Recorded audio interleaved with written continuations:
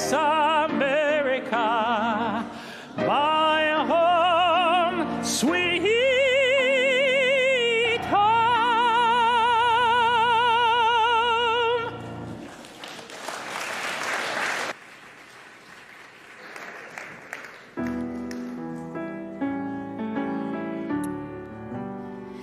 This land is your land, this land is my land, from California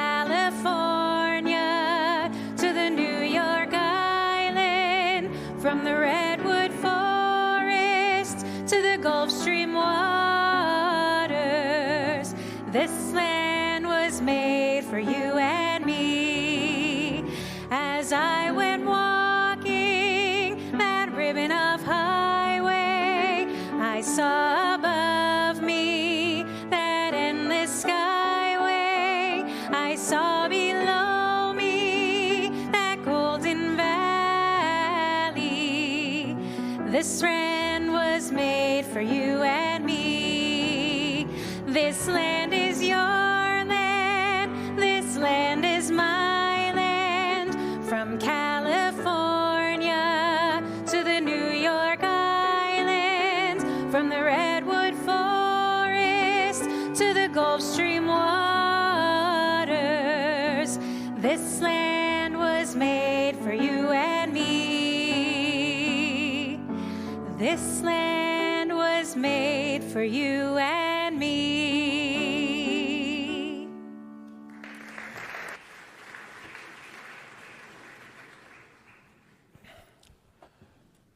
Good evening. Better a rabbi should lose his voice than a cantor. God Bless America, originally drafted in 1918 by Irving Berlin, then revised, revived, and when sung by Kate Smith, transformed into a national sensation in 1938 against a backdrop of fascism and anti-Semitism, is rightly considered our country's shadow national anthem. Berlin, born Israel Balin in Siberia, was the son of cantor Moses Balin. God Bless America, at once a simple and soaring song, is an homage to his father's sacred vocation and to the gratitude of an immigrant who found refuge in America, a prayer that both he and God might stand beside her and guide her through the night with a light from above.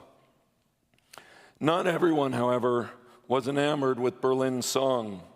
In February of 1940, in a beat-up boarding house at 43rd and 6th, just south of Bryant Park, the Dust Bowl troubadour Woody Guthrie sat down to write a rebuttal to Berlin, his protest ballad. The nation was still in the grip of the Great Depression. Unemployment, hunger, racial injustice, and class divide defined the landscape. Guthrie was angry. Far too many in breadlines and boxcars had been left out of Berlin's chorus. Guthrie's original verses were far sharper than the patriotic standard we all learned in grade school. One bright sunny morning in the shadow of the steeple, by the relief office, I saw my people. As they stood hungry, I stood there wondering if God blessed America for me. For Guthrie, for Pete Seeger, for Bruce Springsteen, and for so many since, This Land Is Your Land endures as an alternate national anthem. Democratic, inclusive, and unflinching, a counterbalance to Berlin's sentimental, aspirational, divinely blessed vision. Guthrie's ballad, a conscientious critique of America, blemishes and all. God Bless America and This Land Is Your Land, two distinct narratives canonized side by side in the American Songbook. Narratives unite, narratives divide, and narratives evolve. Like Jews at the Passover Seder retelling the Exodus, from generation to generation, Americans are bound together and pulled apart by way of the stories we tell and what they say about ourselves. Consider the not yet digested Thanksgiving story. Is ours a tale of divine blessing and cooperation, the English separatists who fled persecution and survived their first harsh winter with the help of the natives? Or is it the story of arrival, followed by epidemic devastation, land theft, broken treaties, and settler expansion? Which tale is true? Are we Berlin's America or Guthrie's? Are we the America of Zangwill's melting pot or Horace Callan's symphonic pluralism? Unlike Jews, Americans hold no single historical account. There's no authorized American Haggadah to unite us. Each of us peers through the kaleidoscope of history to make sense of the past, to understand the present, and to chart a course for the future. Our conversations about our past, proxies for our most fervent hopes and deepest fears. The goal of tonight's program, in a sentence, is to model how to have that conversation responsibly, with integrity and humility. Tonight, as a community in dialogue with the chronicler-in-chief of American history, and even more importantly, in conversation at our own dinner tables in the days, weeks, and years to come. With our nation's semi-quincentennial but months away, our synagogue theme, appropriately, is America at 250.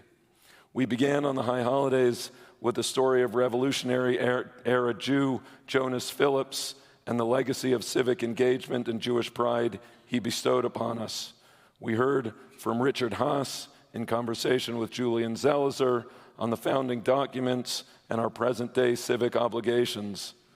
Upcoming highlights include our annual Shabbaton, January 30th to 31st, when we will welcome Jonathan Sarna, the preeminent scholar of American Jewish history.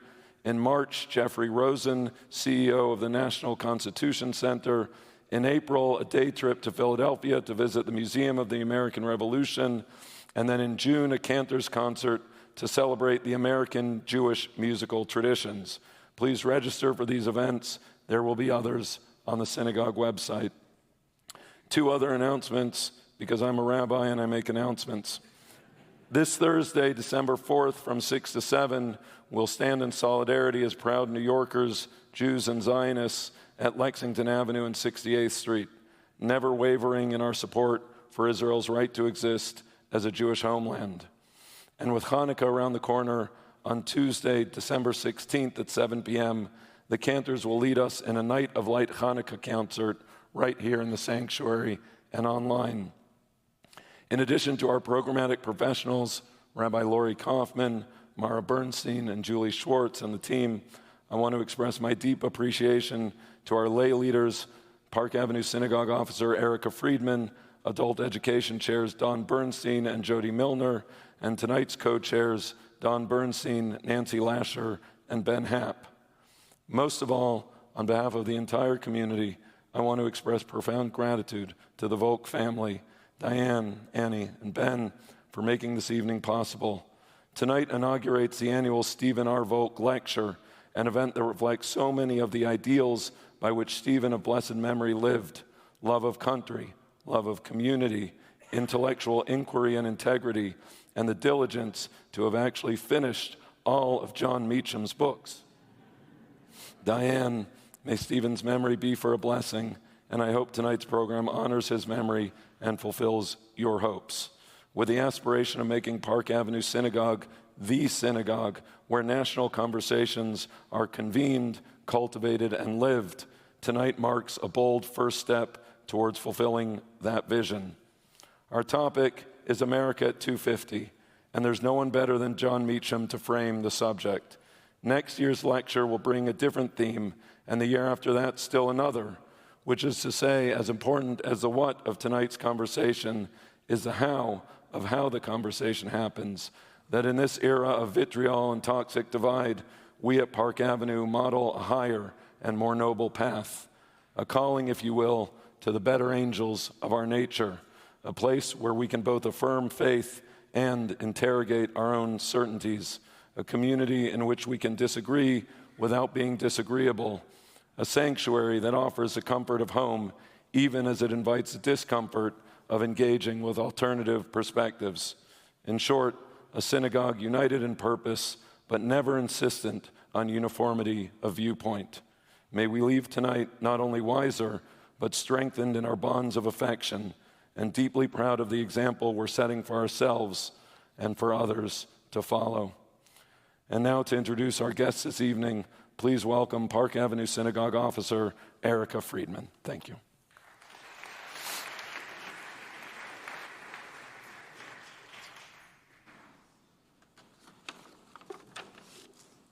Good evening. My name is Erica Friedman, and I'm an officer of the Park Avenue Synagogue Board of Trustees.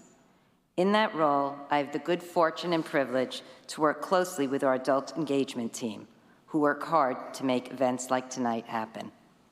Tonight, I have the great pleasure and honor of introducing our guest this evening, Jon Meacham, presidential historian, Pulitzer Prize-winning author, and one of America's most prominent public intellectuals. Meacham is the author of multiple New York Times bestsellers, including The Soul of America, The Battle for Our Better Angels, and His Truth is Marching On, John Lewis and the Power of Hope. He is also the author of several award-winning presidential biographies, including And There Was Light, Abraham Lincoln and the American Struggle, Thomas Jefferson, The Art of Power, and the Pulitzer Prize-winning American Lion, Andrew Jackson, in the White House. A highly sought-after commentator, Meacham regularly appears on MS Now, CNN, and other news outlets, and is a frequent guest on Morning Joe, Real Time with Bill Maher, and The 11th Hour. Meacham was also featured in the Ken Burns documentary series, The Roosevelts, An Intimate History. Named a global leader for tomorrow by the World Economic Forum, Meacham is a member of the Council on Foreign Relations and a fellow of the Society of American Historians. Meacham is also a distinguished visiting professor at Vanderbilt University, where he holds the Rogers Chair in the American Presidency. In 2024, Meacham was awarded the National Humanities Medal by President Biden and was honored as a Library Lion at the New York Public Library. Thank you, Mr. Meacham, for joining us tonight. We very much look forward to hearing from you.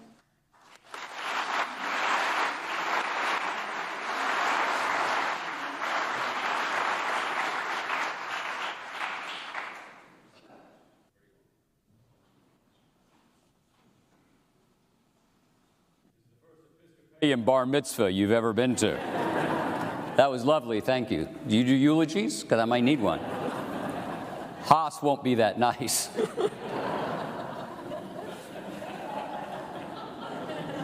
Y'all knew it already. Oh, sorry, Rabbi. There's so many directions I could have taken that. I just came here because I heard that this is where Richard Haas comes to Temple. And I was like, that can't be true. And Susan dragged him over, and that was great. We're honored to have you. Welcome. Thank you. America at 250, a chance to look back, a chance to look forward. The topic has never been more important and more contentious. The debates about history, the 1619 Project, core claim being America's true founding was 1619, the year the first enslaved Africans were brought to the Virginia colony, followed by the 1776 Project. It seems that the student of the past is also always making a statement about the present and the future. So I ask you, with a softball, can history actually be objective? No, it shouldn't be. I mean, any more can theology be objective? Sorry. No. I mean, now I have colleagues, Richard and I have colleagues, who think history is this very clinical thing, and that's true. I mean, there's a craft to it. There are canons of judging evidence. You have to be very careful about retrospectively applying the moral understandings of today to the past. The way to take moral account of the past is to see what other voices were in the room, so to speak. What else was being said in real time? It's very easy, as Arthur Schlesinger used to say, it's very easy to be self-righteous in retrospect. It's also cheap. If you look back and, it's, my view is that you don't look back at the past condescendingly, nor should you look at it nostalgically, but look it in the eye so that perhaps we can judge ourselves more honestly when we look ourselves in the mirror. And to me, that's the moral utility of history. The moral utility of history is that it's a damn miracle, it's a miracle that we've gotten as much right as we have, right? Since the 3rd chapter of Genesis, we've been screwing things up. That's your business. I don't blame you, but you think about it. I mean, so to me, what's so remarkable about the United States of America is, A, it is a fundamentally human undertaking. It is not clinical. This is about our appetites and our ambitions. It's about our aspirations, our capacity to defer gratitude, to defer gratification, to manage and marshal all the complex feelings that make us people. And the remarkable thing about a democracy is that we're able, at our best, not to simply grab what we want whenever we want it. Right? This is give and take, and it's a lot easier to take than to give. A lot more human to take than to give. But that's why America demands a commitment to a kind of moral covenant. And this is not homiletic, but it is based on love thy neighbor. And let's be honest, if the author of Leviticus and Jesus, if everybody had been loving their neighbor, they wouldn't have thought to command it. Think that out. Think about it. I mean, you don't put up speed limits if everybody's driving safely. So clearly people weren't loving their neighbor enough because they thought to say, hey, by the way, do this. So if you'll indulge me, the neighbor, I know when you talk about neighbors in the secular context, Mr. Rogers comes to mind, right? And so just very quickly, I'll tell you a very quick story about a very small category called great tweets. It's like French military victories in the 20th century. It won't take very long. About a year and a half ago, someone tweeted out that if Doris Kearns Goodwin and Mr. Rogers had had a one-night stand, I would have resulted. I thought it was great, right? Doris, I will confide to you, was kind of pissed off. So she called me. She learned how to use her phone. And so she called, and I answered. I said, Mom. She said, that's not funny. She said, I wouldn't mind being your mother, but I don't want to be a floozy. And I said, it's okay. He picked you up in the C-SPAN bar. It's all right. It's okay. I'm sure there was a question there somewhere about it. No, we're off to a great start. All right, so we mentioned Doris Kearns Goodwin, your mother. My mother. Be respectful. So you've written that history isn't necessarily comforting, but it should be inspirational. So who inspired you to become a historian? Oh, that's a great question. I know this will surprise you that I was a strange child. I know that doesn't track at all. But I grew up on a Civil War battlefield, Missionary Ridge. It's what the Georgia-Tennessee border is about 110 miles to Atlanta. That's how Sherman got to Georgia, was through Missionary Ridge. And in the 1970s, I could still find Monet balls in our yard. That's how tactile history was. So to me, it was this drama that was not remote, but quite real. It was also, for what it's worth, in this era of, you mentioned 1619, of monuments and who should be commemorated. The many of the monuments in the South that date from any time before the 1920s or so are from the North because they won and they had money. And so they put up these monuments. It's the Illinois Reservation, the Sherman Reservation, these. So this is also the battle, by the way, where Arthur MacArthur, Douglas MacArthur's father, won the Medal of Honor at the age of 17. He led the charge of the 1st Wisconsin up the ridge. So to me, it was quite real. The other was my grandfather was a judge in Chattanooga, unindicted. It was close on occasion.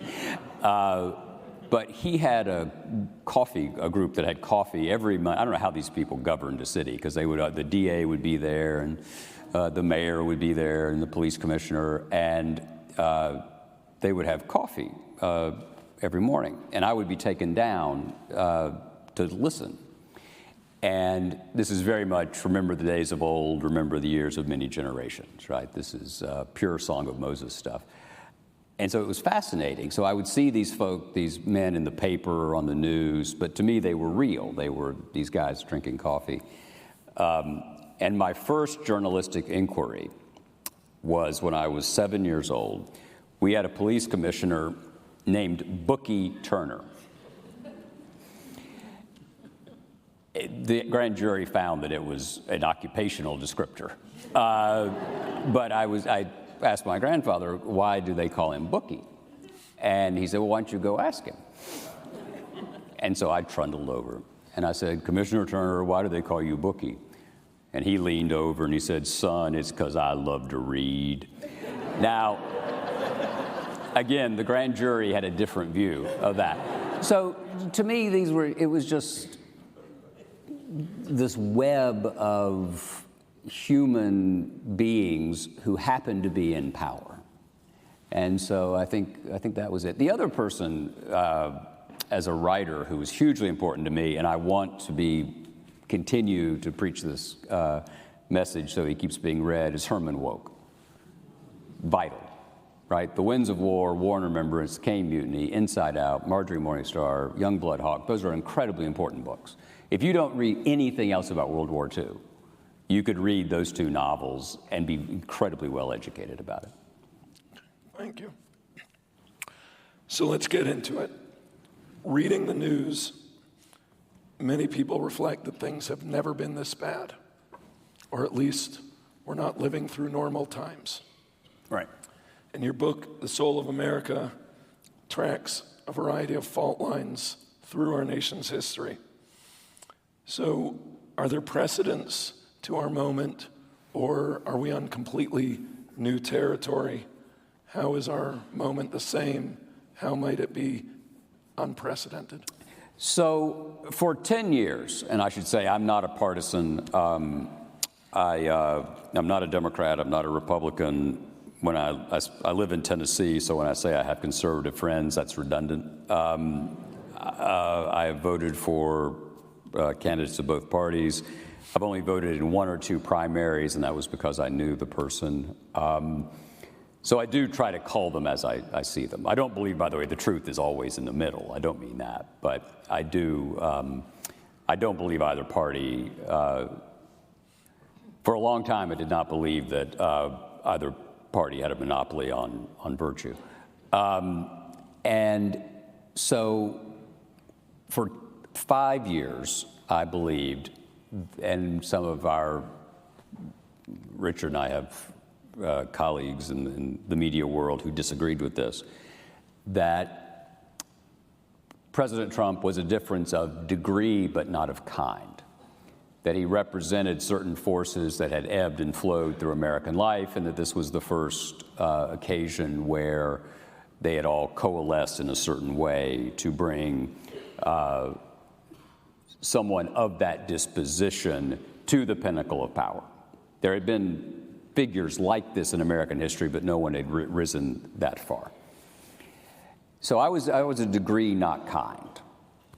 And then came the 2020 election and the false allegations of fraud the sowing of doubt and conspiracy to undermine the result of a full and free, fair election was, to my mind, a difference of kind.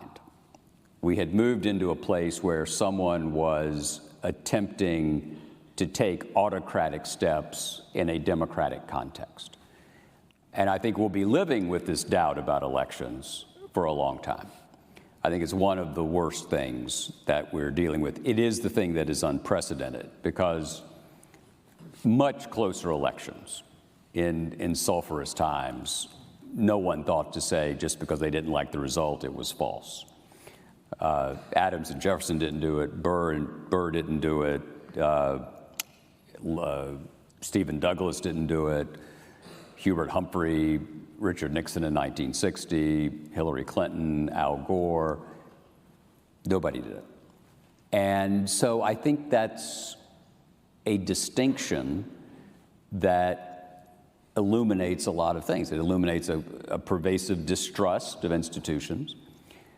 And institutions should not be implicitly trusted. They should be monitored. They should be assessed at all times. But one of the things I think is worth remembering in this moment, when so many people are worried about whether institutions will survive or not, or will hold the line, is that it's not institutions, it's the people in them. It's not courts, it's judges. It's not Congress, it's particular lawmakers. And it brings us back to what I insist, in my view, the central question of the time is, will we have the moral character to live into the implications of the Declaration of Independence, a document that we have rediscovered in other moments like this? At Gettysburg, Lincoln goes to Jefferson to define the Civil War. FDR did it in World War II. Dr. King and LBJ did it in the Civil Rights Movement. How does Dr. King end the March on Washington, the sermon? It's that he's not asking for something special. He's asking for us to live up to the statement that people who looked like me, sort of boring Protestants from the South, what we decided to say was going to be the mission statement. So the test of every era is to what degree to which do we live into that sentence, and to what degree do we fall away from it. And what I think the past tells us is that just enough of us at critical moments have gotten it right. And what I find inspiring about that is that there aren't that many examples of it, right? American history is not a fairy tale. There's not a once upon a time. There's not going to be a happily ever after, because this is about us. And I'm sure y'all are better people than I am, but that's not hard, so don't get cocky. But the soul, right, to wander into your lane again, right? In Hebrew and in Greek, it means breath or life, right? When God, this is a test. Let's see if I get this right. All right, when God breathes life into man, that can be translated the same way, right? Yes. Score. When Jesus said, that's in the sequel, that greater love hath no man than this, than to lay down his life for his friends, that could be the same word. Aha, see? Yeah, it takes a village. So to me, the soul is not all good or all bad. It's an arena of contention. And I know that if I do the right thing 51% of the time, that's a hell of a good day, and I don't have that many of them. So why would the country be any different? Because a democracy is the full expression of all of us. So we have the capacity to decide that we would like the rule of law to prevail. Can I pick up on that? Please. Because we get the leaders we deserve. We certainly get the leaders we vote for. Yeah. And so to the degree that the democracy has been backsliding, a loss in institutions, Yeah. trust, what do you attribute that to? Is it technology? Is it some other cultural force? I think there are two numbers that I think help explain this. Technology, yes. I used to think technology was an accelerant as opposed to a cause, and now I'm not so sure, particularly as technology becomes its own entity, right? And I don't even pretend to understand AI. But $120,000 was the number that the Commerce Department found was the annual household income that a family of four would need to lead what we would think of as a classic post-World War II middle-class life. Household income for family of four is about $72,000. Right? So you have a gap right there. In 1965, the Gallup found that 74% of Americans trusted the federal government to do the right thing some or most of the time. That number is currently 12. Right? So that was the gasoline on the floor of the garage that the populism represented by President Trump, I think, that helps explain the 2016 election. The other thing that we have to be honest about, and I believe very much in, if you mentioned that in your introductory remarks, being civil does not mean being obtuse or avoiding the truth. In fact, being civil requires honesty because civility is based not on being polite, but on taking you seriously. And you're taking me seriously because we're all children of God, right? So to be quite honest, if we think about moments of cohesive American culture, if I ask you all, what's a cohesive moment in American culture, you'd probably say 1955, right? You know, network news is coming along. It's a period, interstate highways are going, you know, the civil rights movement's beginning to move along. The country was 82% white in 1955, right? And now it's roughly 49%. And that matters here. People who look like me have been in charge for a very long time. And we're not going to reflexively be in charge going forward. And so a lot of folks who look like me aren't very happy about that. And I think that's, if somehow or another we ignore that, tiptoe around it, I don't think we're doing right by the people who sacrificed so much to get us this far in the constitutional experiment. And so I think that's it. The other, you mentioned technology. The tyranny of the algorithm is a real thing. The media world now, I mean, this is like describing how I got on the ark, but my first job was for Ruth Sulzberger Hamburg, the publisher of the Chattanooga Times, Adolph Ochs's first newspaper. The second investment worked out a little bit better when he bought the New York Times. But I joined, I mean, so this, if you ever want to get economic and business advice, don't ask me. I went into print journalism in 1991. So it's like, hey, wait, Titanic, let me jump on board, you know, pulling them back into the Southampton Harbor. But it is different in that instead of having a couple of times a day, there are enough people here who remember this, you know, morning paper, afternoon paper, listen to the radio, get some bulletins. Even if you were a news junkie, that was your diet because there wasn't anything else. And so it wasn't as central. It didn't feel as central. It could be your organizing principle, but it wasn't ambient, right? And that's what the phone in particular has changed. And we live in a media culture that prizes, privileges, rewards speed, hyperbole, and ideological predictability, right? Nobody wants to tune in to say, well, on the one hand, on the other hand. I'm of two minds about that. I don't know. That's not clickbait. The clickbait is the socialists are coming. And so I think that does matter.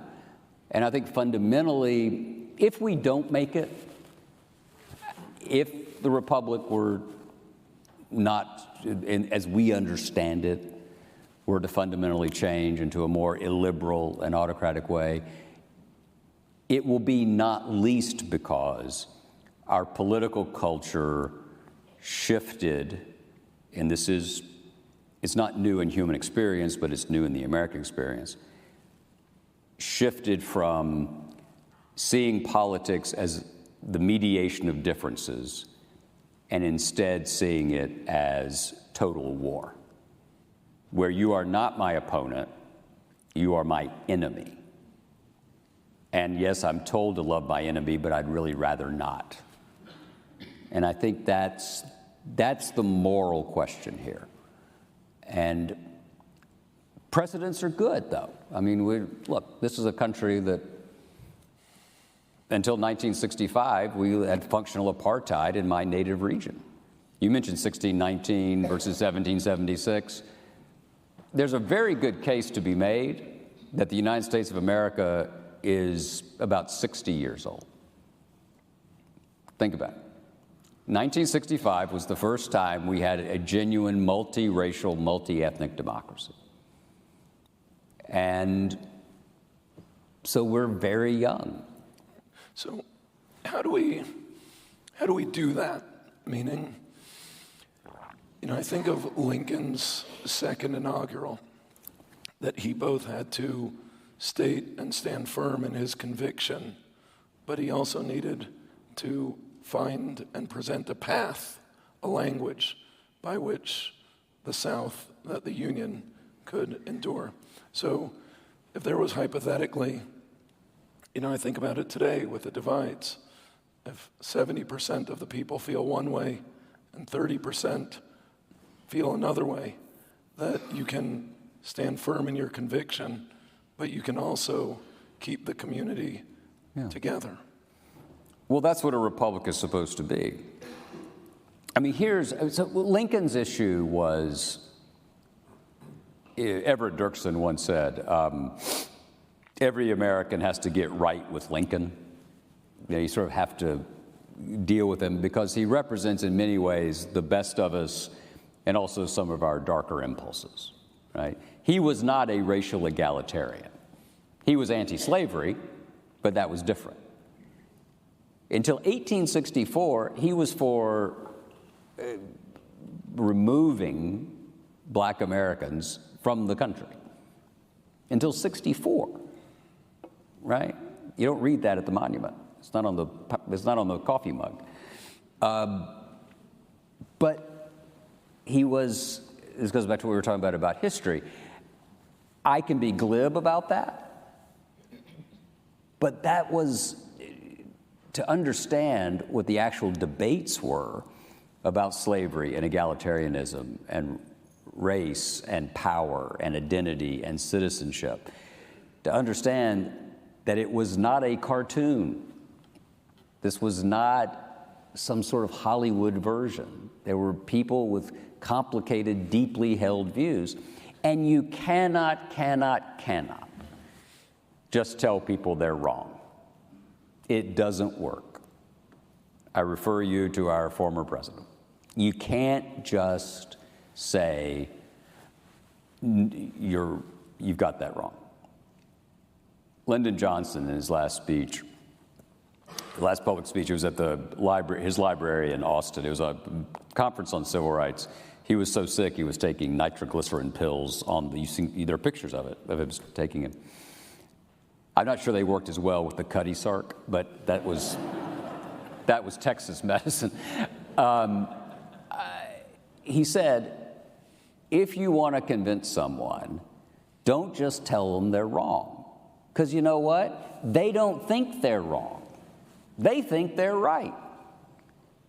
And what I just said is about as countercultural to where we are today as you can imagine, right? There are whole networks whose business model is to tell half the country they're wrong. It's literally their business model. So how do you move the incentive structure? And to me, the empowering thing, which is at once thrilling and terrifying, is what's thrilling is that it's up to us. And what's terrifying is that it's, oh God, it's up to us. Right? We can, if you change the incentives, let me promise you something. The people in power will do something different. I have friends, you have friends who, if Mitt Romney were president, they would be Romney Republicans, right? They would make Nelson Rockefeller look like a right-winger, if that's what enough people wanted. And I'm not being snarky about it. That's the job they've chosen. I once, Alan Greenspan, when I was doing the Jackson book years ago now, I was trying to understand the Bank of the United States. I never successfully did it, but I was trying. And I went to see Chairman Greenspan, who had kindly said he would, because I was trying to understand, was it a central bank? How did this work? And Jackson vetoed the bank, which was this great populist moment. And I said, what I just don't understand, Mr. Chairman, is we were sitting at lunch. What I don't understand is that, Andrew Jackson, when he was facing down South Carolina and these nullifiers, these sort of early secessionists, he was all for federal power. He was devoted to federal power, and he was not going to budge. But then on the bank issue, he wanted to destroy the central engine of economic authority. And it's just contradictory. I don't understand. And Greenspan, as ever, took a while to answer. And he just looked at me and he said, he was a politician. A politician's unit of commerce is power. It's a great phrase. The unit of commerce is power. It wasn't about philosophy. It wasn't about, and there was some principle there and all that, but it was a very sobering moment. I was probably in my 30s, I guess. And I was like, well, it's so important to understand. You show me the incentives, and I'll show you what the result's going to be. So change the incentives, you change the result. Got it. It doesn't work with my kids either to tell them they're wrong. Yeah. And how's the NyQuil? Because we're going to work on that. So I should volunteer to come preach. This will be my big chance to get to y'all. So it is fun to have an Episcopal on this bema. So put me in therapy or the Jewish community for a moment. We're constantly balancing, as American Jews, our minority status. Wait, you want the Episcopalian to be the therapist and not the Jew? Have you been outside much? Sorry. I have one arm tied behind my back here. This is unfair. The poor man can't speak, and I'm throwing Anglican jokes at him. I promise you, Richard Haas doesn't get off this easy. So we're living with real fears for our safety. Yes. And yet, on the other hand, we're empowered in ways our predecessors could have never imagined. So as a historian of the United States, how do you make sense of this moment for American Jewry with real fears from the left and from the right? I absolutely understand. I see the tensions, the reality of the anxieties, the fear. I will say this, the first liberty in the United States before the Declaration was religious liberty. James Madison, at the age of 25 in 1775, in the Virginia legislature, changed the word religious tolerance to religious liberty. because he said if tolerance presupposes that someone has the capacity to take it away, but a liberty is inviolate, it's sacred. If it comes from above, if it's vertical and not horizontal, then it's more secure. The letter that George Washington borrowed the language from the Newport synagogue using Micah, that the point of the United States was that it would be an asylum for the oppressed, and everyone would sit under their own vine and fig tree, and none should make them afraid. I am a enormous believer that religious liberty and a mutual respect is as vital as any other particular political insight the American world has ever created. So,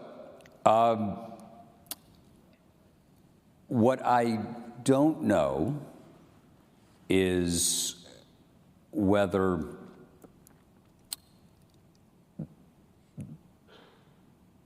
anti-Semitism can be answered by means other than the kind of moral education and moral disposition we're talking about. It's people denouncing and standing against it at every point, because it is a slippery slope. The cataclysms of the 20th century stand as the most horrific and essential memorial to the worst that we can be. And anything that begins to demonize, set apart, attack, conflate political debates with identity, questions of identity, must be stopped and stood against at every point. That said, what I don't know is,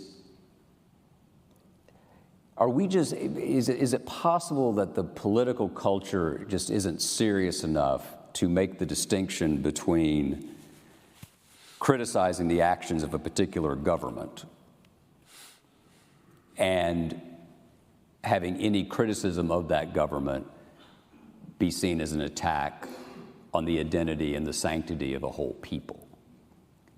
And I struggle with that all the time.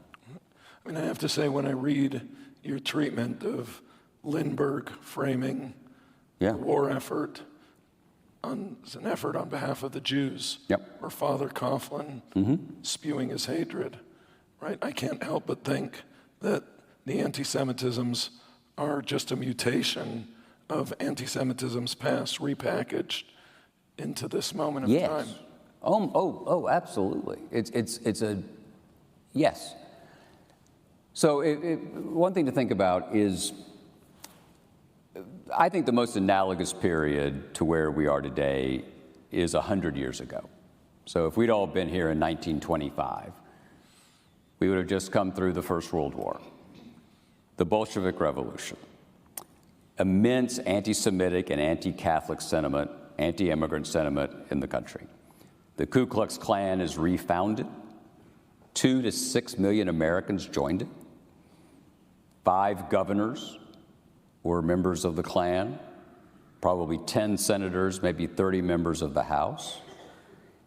And it was a middle-class movement. This wasn't truck stop terrorists, right? This was the only reason Harry Truman didn't join the Klan is because he had some Catholics he liked to play poker with. That's literally true.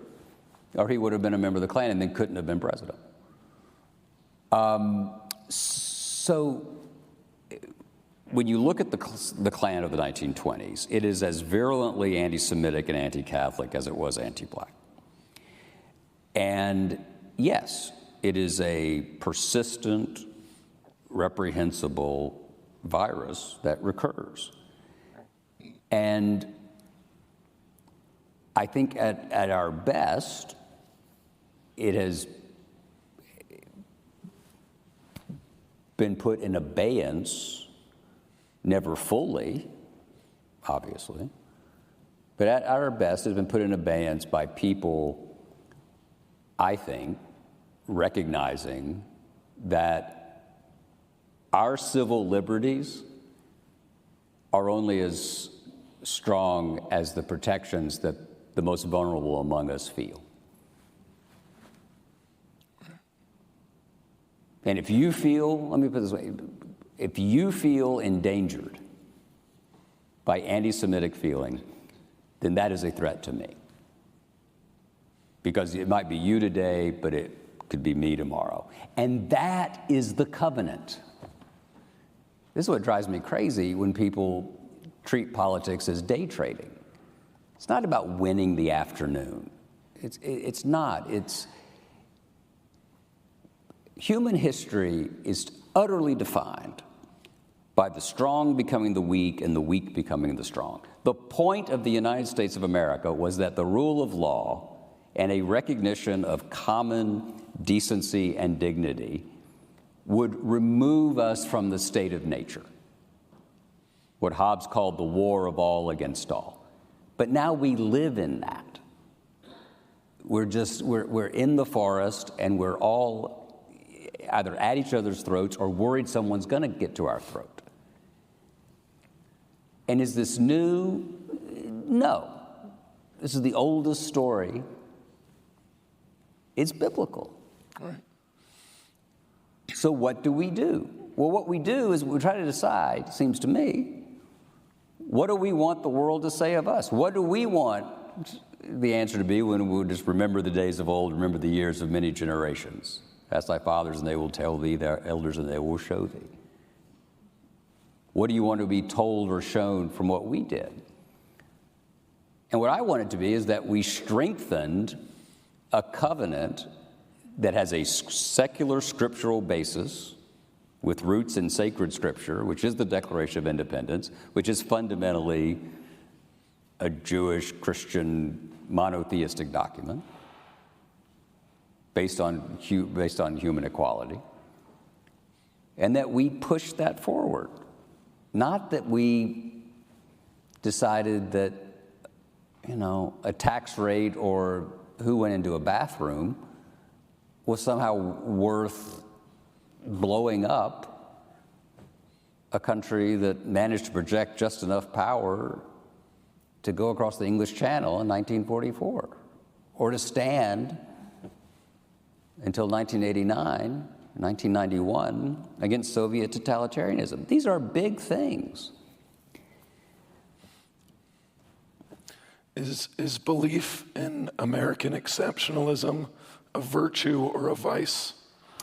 I mean, how do we square the circle of this belief with how very ordinary and sometimes underperforming we are as a country? Is it a virtue or a vice? I think if it's aspirational, it's great. I think if it's a get out of jail free card, it's bad. Right? I think, are we a chosen people? I think what Lincoln said is right. We're an almost chosen people. Right? When I'm in a church, or I'm in an ecclesiastical setting, I'm reminded when Lincoln ran for Congress the first time, he was running against a Methodist circuit rider, and the Methodist was having a revival meeting during the campaign. So Lincoln came, and he was sitting right down front, and he got to the altar call part, and the Cartwright's name was Peter Cartwright. Cartwright said, "Everybody who wants to go to heaven, stand up." And everybody stood up except Lincoln. And Cartwright looked at him and said, "Well, Mr. Lincoln, where do you want to go?" And he said, "Well, I want to go to Congress."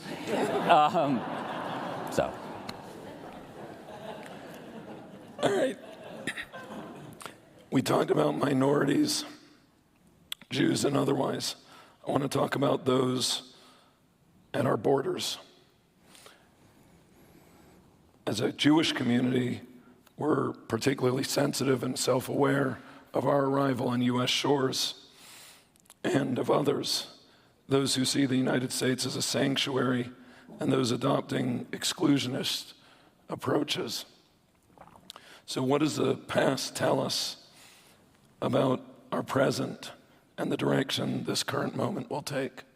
We've always grown stronger the more widely we've opened our arms, right? We're the most powerful nation by almost any measure, ever. And should it be indiscriminate? No. Should people obey the law? Yes. But I'm with that crazy, really just left-wing radical Ronald Reagan, who said in his farewell address on January 12th, 1989, "I've always been asked about the shining city on a hill, and I've never quite said what I meant by it. Well, what I meant by it was it's a city with strong walls, but it's strong and hums with commerce and is a light for those lost pilgrims hurtling through the darkness toward home." Right? And so we're at a place where, and this is a historical point, not a partisan one, the Republican nominees for president in 1968, 1972, 1976, 1980, 1984, 1992, 1996, 2000, 2004, 2008, and 2012 could not be nominated by that party. That's just an amazing thing. And so there's a wonderful debate. It floats around online in 1980, late, when George H.W. Bush was refusing to get out of the race against Reagan. President Bush Sr., as Richard knows, was a very ferocious politician. He came across as, Mr. Nice Guy. He would cut your throat for a vote. He would be the first person to call 911 after he cut your throat for the vote, but he would do it. He once, the old man once shook the hand of a department store mannequin in New Hampshire and asked him for a vote. And Mrs. Bush said, "George, you just shook the hand of a mannequin." He said, "Never know, gotta ask." But in 1980, he wasn't getting out of the race against Reagan. And they have a debate in Houston, Bush's old congressional district, which is, it's like if we had a debate from the Peloponnesian War. I mean, this is how long ago this was. They're talking about asylum. They're talking about how to deal with this in a rational, not unemotional way. When issues become existential and emotional, reason takes flight. And I think that's where we are in immigration. George W. Bush tried. Go back and look what he proposed in 2006. It would have no chance today. And I don't think it's who we want to be, but it's who we've been. I mean, let's be very clear. The 1924 Immigration Act had far-reaching and tragic effects. It's another reason 1965 is so important. It wasn't just the Voting Rights Act. It was the Immigration and Nationality Act, which took the national quotas and opened it up. So look, we're in this moment. It's enormous demographic change. It's enormous economic change, enormous communications, how we figure things out, how we think about things. And there's a reason kingships and autocracies have defined the history of the millennia, because it's kind of comfortable. History tells us it's a little easier to decide what you're going to think by the team you pick or the clan with a C you join than to work it out. And what is exceptional about the country is that we have created, at our best, a deliberative arena where it's not just about where you were born or what you believe or what you look like. It's about what you think. It's about what reason tells you, informed by faith. So I'm going to ask you two more, then I'm going to open it up for a couple questions. To build on your last, is there any chance of the Republican Party ever returning to an Eisenhower, Nixon, Reagan, Bush tradition? And is there a possibility, a place for a third centrist party to emerge? So, no and maybe. I could go on, but I don't think so. I think, parties change usually every 60, 70 years. You're going to regret asking this, so I apologize now, but to some extent, this is interesting. To some extent, one way to understand where we are on the Republican side is that it's a reaction to the way the party actually governed from 1952 through the end of President George W. Bush's term, right? So one way to think about American politics in the from 1933 to about 2017 is that it was a figurative debate, if you think about it, between Ronald Reagan and Franklin Roosevelt, right? They were the 20-yard lines. And that sort of told you where the end points were. Every American president basically governed on that spectrum. And there were two central questions, right? What was the relative role of the state in the marketplace? And what was the relative projection of force against commonly agreed upon foes and rivals, right? That was the coherence. And what 2017 did, for better or for worse, was it ended that conversation, right? It was like the grown-ups in the Charlie Brown special, womp, womp, womp, just changed that. So what happened to some of you asked about what happened in 16 and 24 is the Republican presidents played a pretty dangerous game, and it ended up not working in the long run, which was you run to the right and you govern from the center. That's what Eisenhower did. President Eisenhower comes back from Paris, where he's founded NATO in 1952, and he gives he's the great general, the conquering hero. He goes to Abilene to announce his presidential candidacy and gives a pretty tough partisan speech, accuses Truman of losing China, right? His commander-in-chief until 20 minutes before. He was a competitive guy. He wanted to win. This is what Herbert Brownell and others told him to do. That's what he did. What is the central, if you think about it, one of the central articles of faith on the American right is that the Warren Court was out of control, right? Who appointed Earl Warren?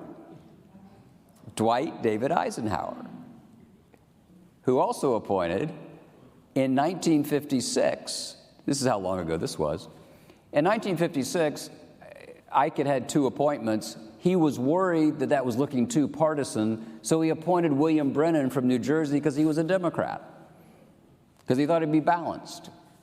It's like we're talking about, Leviticus. It's so long ago. William Brennan, Potter Stewart, Earl Warren were Eisenhower appointees. Harry Blackmun wrote the Roe decision, appointed by Richard Nixon, right? So you look at, if you're a conservative, not necessarily a Republican, but if you're a conservative and you thought Joe McCarthy probably had a point and got railroaded a little bit, I'm not making fun of this, there are a lot of people like this. You suddenly think, you know what, I'm paying more in taxes, and there are people who don't work as hard, and they're doing all right. They're getting money from the government. I'm paying that money. And by the way, the court just said my kid can't pray in school because of the 1962 Ingle decision, written by William J. Brennan, William O. Douglas. Suddenly, you know what? These Republicans, Reagan, he came along, he knew what to do, but you know what? Government didn't get much smaller, did it? Somebody comes along and says the whole thing's corrupt. It resonates. It resonated. And so, can the Republican Party of Eisenhower be reconstituted? No. He barely got it together for his own era. That doesn't mean, I don't want to pundit you too much here, but what the Democratic Party does is a whole different question. You talked about narratives earlier. You win in American politics. You win, I would argue, you win whole generations by the stories you tell. For better or for worse, President Trump tells a very compelling story. And it has not yet been answered by a story that moves a dispositive number of folks. Thank you. Let's take one or two questions from the community.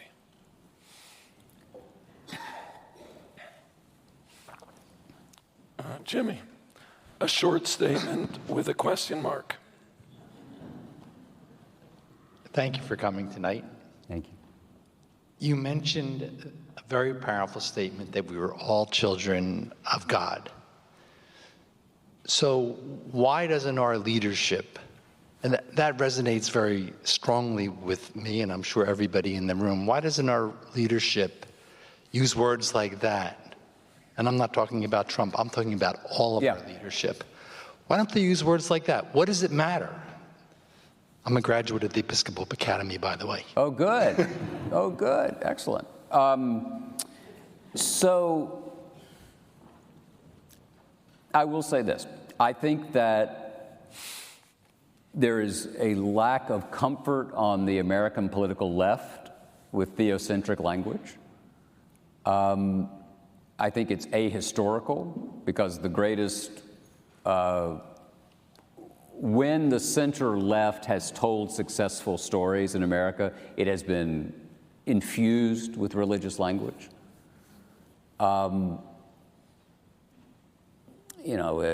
President Kennedy being the great example. On earth, God's work must truly be our own, right? I mean, Ted Sorensen used to tell the story about President Kennedy's inaugural address, which is such a Cold War document and really kind of Manichaean, and it's about America's role in bringing light to the darkness. As he liked to say, it was written by a Unitarian for a Roman Catholic to convince a Protestant nation to kill atheists. So there we are. That covers it. And there's one rabbi and a parachute. I think, George W. Bush does. He does talk that way. But I think I'm with Thomas Jefferson on this. Jefferson did not believe in a Trinitarian God, right? He didn't believe the Red Sea was parted. He took the Gospels and he cut out all the miracles, and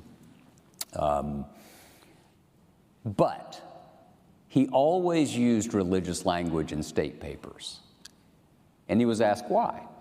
He said that America was like Israel when you have to have exceptionalism. In Jefferson's first inaugural, he describes America as Israel of old, right? So it goes there. So this is the crazy atheist, Thomas Jefferson. He did it because he said that the leader of a republic must speak the vernacular of those within the republic. And I think it's actually an abdication of leadership for people not to speak in the language we're talking about.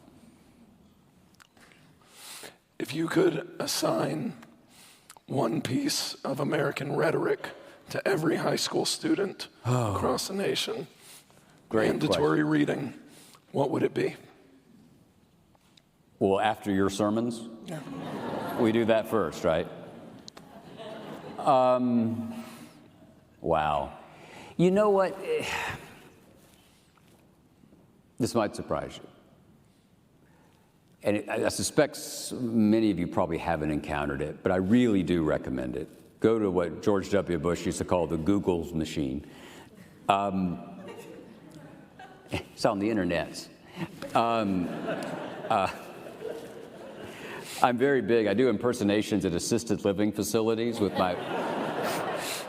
They slot me in between Murder, She Wrote and Jeopardy. I'm very excited. This is the youngest crowd I've seen in years. Thank y'all. What would you ask me? Oh, Frederick Douglass. Frederick Douglass. Frederick Douglass's eulogy for Abraham Lincoln delivered at the unveiling of the Freedmen's Monument on Capitol Hill, the first monument in public art entirely funded by Black Americans. The president was there, President Grant. It was the first time really a Black man had spoken to the power structure. It is a profound statement about the perils and possibilities of history and biography. It's deeply biblical. He says Lincoln was fundamentally the white man's president. He was cold, tardy, and indifferent. But when the hour came, our redemption and the fate of my people met in this man. And how can you expect him to have done everything? Isn't it enough that he did this thing? And I signed it to students, my own students, about, this is the best we can do. If the best we can do are people who got stuff wrong, I don't find that depressing. I find that inspiring. Because that means we might just be able to get it done. All right, just for fun, and then we'll... This has been very serious little time. If you could ask Richard Haas one question, what would you ask Richard to put him on the spot? What has he got on Susan that keeps her there? Year after year after year. And Richard, if there was one question that you wanted to ask your pal here, what would it be? Easy. Don't make me call Joe. Yeah, you get one line for help here, John. So let's go to the basic question. We're about to hit our 250th. And in some ways it circles back to Rabbi Cosgrove's opening thing, which is, if Churchill were here tonight, he would say, Americans could always be counted on to do the right thing, but only after they've tried everything else. There's a sanguine quality about American history. We've made it 249 and a half years. How worried are you that we're overly sanguine? I am worried. It's a great question. And I was sanguine until 2020. And I thought it was sort of the, God loves drunks, little children in the United States of America, sometimes in that order. But no, I think that there's nothing guaranteed about an experiment that requires us to defer gratification. And that's what this is, right? It's that, I'm going to pay taxes so you all can fix JFK, which, by the way, you should do. But I may never fly to JFK. And you're going to do something because I'm going to do whatever. And the notion that Richard did a marvelous book about citizenship. And you talked about covenant, right? And it's what we owe each other. It's not just your bill of obligations, right? that it's not just rights, it's obligations. I'm stealing all this from Haas. And that's, I hate to say it, that's counterintuitive. Democracy is counterintuitive. Now, you may disagree. I mean, there are, John Locke would say, oh, the natural disposition of humankind is to be in community with each other. I don't think so. I don't. Maybe I'm being a cynical historian, but I think mostly the story of the world is really more about conflict and rivalry than it is about community. And what liberal democracy has given us for 2.5 centuries is the means, the vernacular to satisfy just enough of our personal appetites to get us to stay in the covenant.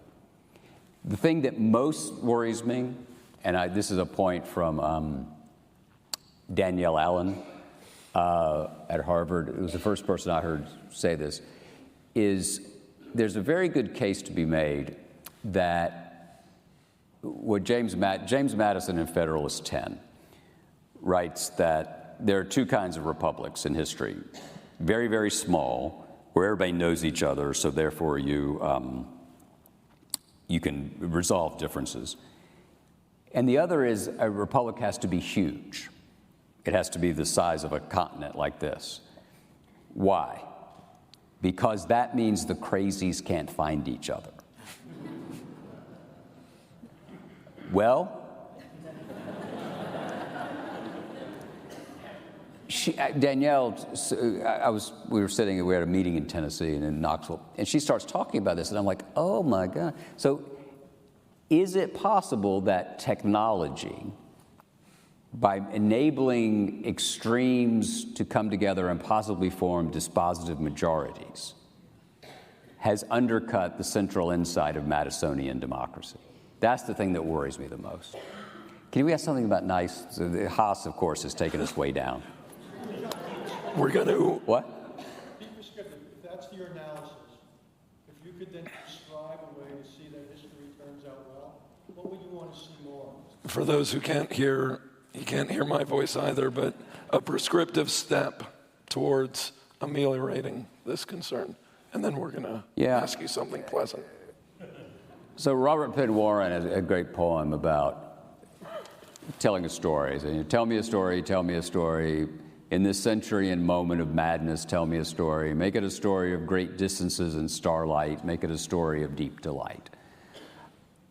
The story I would tell is of a country that has liberated more than it's imprisoned, and that it wasn't easy.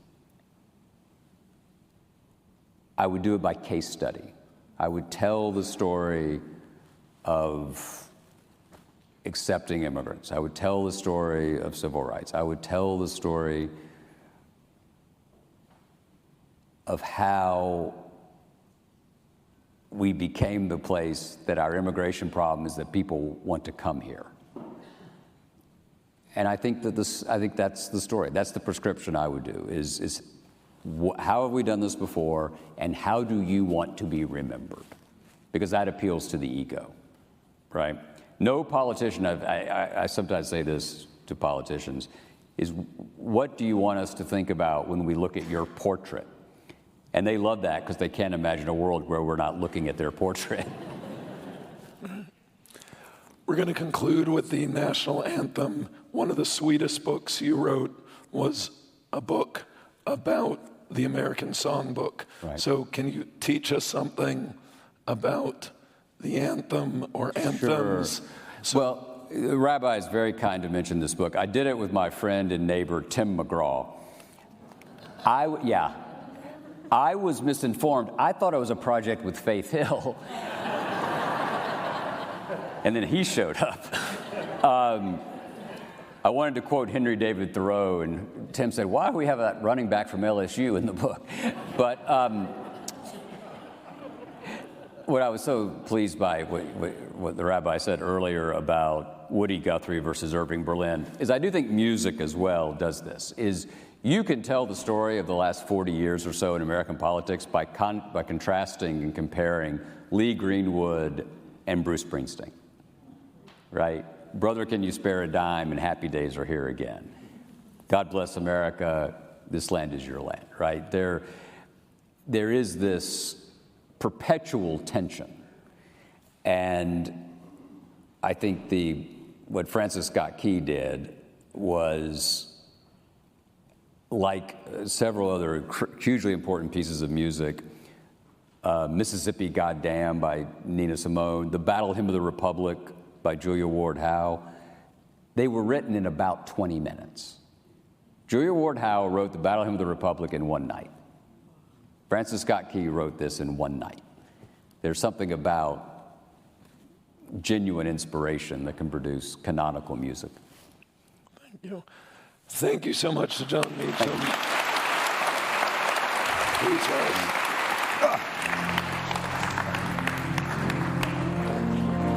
Face it. Oh, there we are.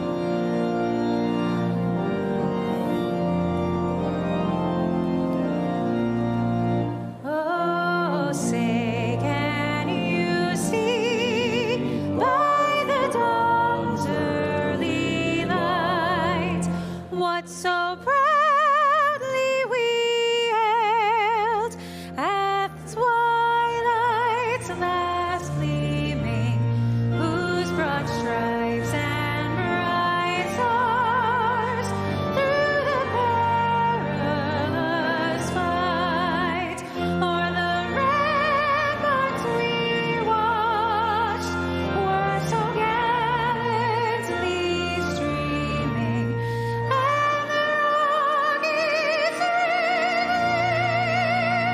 the bombs bursting in gave proof through the night that our flag was still there.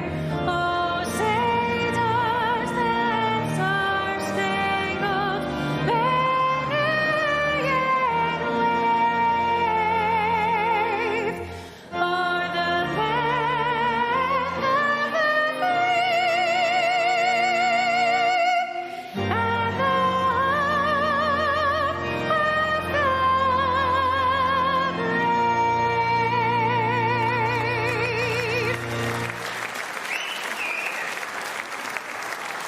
Have a good evening, everyone.